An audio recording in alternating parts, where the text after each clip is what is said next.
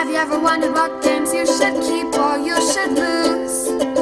Find out here at Purge View. Black Sheep is a game from Fantasy Flight Games back when Fantasy Flight Games made different things before they got on this Star Wars kick, or they always had an IP-driven miniatures type game before they were bought out. They would have a wide variety of games that came out. They did release a few Renier Kniza games, and Black Sheep is one of them.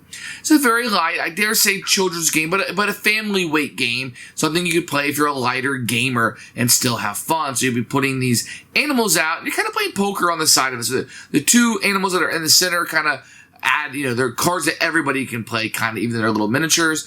And you play cards to the side, and you'll be getting animals that you'll put in your farm that will score points for you, and the black sheep are worth negative points, and you don't want to get those, although sometimes you will, just to get larger sets of points as you're going through. And it kind of reminds me of Smash Up a little bit, although this came out first, where you're playing cards to your side in order to have the most. And it's just poker at that point. 3 of a kind beats 2 of a kind. Full house beats 2 pair, that kind of thing that's going on here.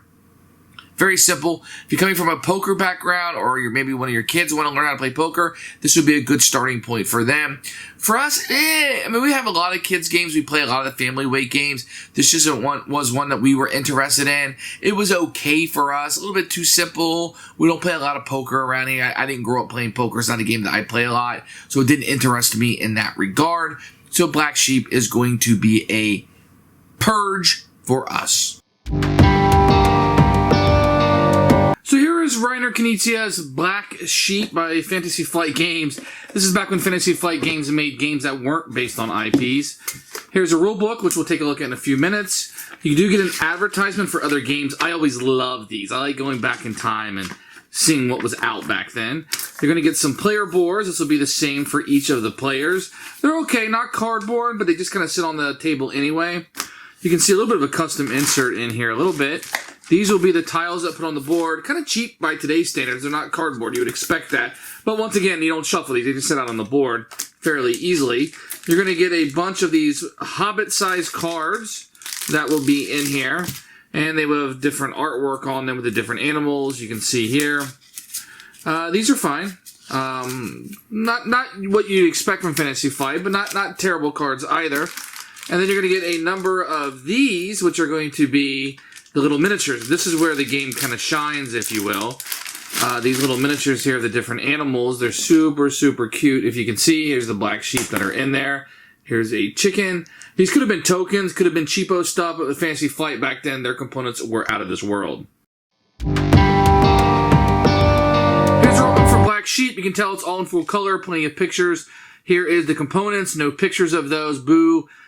Here's a setup with some of the diagram here for that. It's just great. The rules are kind of weird. Because it's such a simple game, you're going to be able to digest this fairly easily. Probably take you about 10 or 15 minutes to read this, especially if you know poker. It'll go a little bit quicker. How to place cards. It really does walk you through, but there's no round structure to this. Here's how the scoring will work over here. It's just poker if you ever played that. Breaking ties. And then on the back, it will tell you how to end the game, determine the winner. And there's a variant included here on the back of it. The rulebook's pretty good. I mean, you won't need very long. The more familiar you are with poker, the better are you going to be jumping into this game. So these will be the 3 tiles you have set up. They're all exactly the same, so I'm going to take the other 2 away, and you will do the same thing with all of them. If you're the red player, all your barns will be facing you, so this will be set up for 4 people. For each of these tiles, you'll draw 2 random cards, and you'll put those 2 animals in here. So in this case, we're going to put a pig and a cow, and then you're set up. Each player will draw 3 cards from the deck. This will be their starting hand. So what you're doing on this turn, you can play, if there's no cards played, you can play 1 or 2 cards to an area. If there's already 2 cards here, then you can only play 1 card. If there's 1 card here, you have to play 2. All you're doing is playing poker. So everybody's going to be placing cards out here in order to play their little poker hands. And when there's 3 cards, it's the max you can have on a side. When they're all put out, then you will score the area that you have. And if you can kind of see here what's going on, you're going to see who has the best hand. So in the rule book, they're going to have a list. If you ever played poker and be very familiar with it, 5 of a kind is better than 4 of a kind, better than full house, better than 3 of a kind, 2 pair, and then the highest single animal. So let's just kind of look what we have here. We got a pair, There's a cow here, so they've got 2 pairs. They have 3 of a kind, because you use the miniatures that are included here. So he's got 3 cows. He's got 2 pairs, so the 3 of a kind is better. He's got a horse, so he's got only 1 pair. And he's got a cow. I'm sorry, horse is not in there, so he only has a horse. He's got a cow as a pair. So who's going to win this? It would be the 3 of a kind. He would take these 2 miniatures, and he would put them on his board for end-of-game scoring like this, because you're always going to score the corral that you put them in. The horses are worth more, the black sheep are worth negative, so you take that, you would discard all this, and you would do the same thing again. And the game continues until there's no cards left, or there's no animals left, and whoever has the most points is going to win. So you're going to score points based on these animals. They're all going to be worth something different.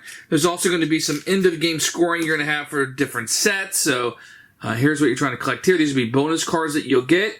But the main mechanism of the game is going to be that poker variant that you're playing. And that's how you play Black Sheep. Who should play this game? This is strictly for lighter gamers, people who like card games, maybe a family weight game, something you can play with your kids. The miniatures are really nice. It's a very nice production to this game. The math is probably pretty solid on it, considering it's a Renier Kniza game. Very solid addition. Not one that we were going to play a whole bunch, so we went ahead and purged this one, and you can make a decision for your own on how it'll fit into your gaming needs.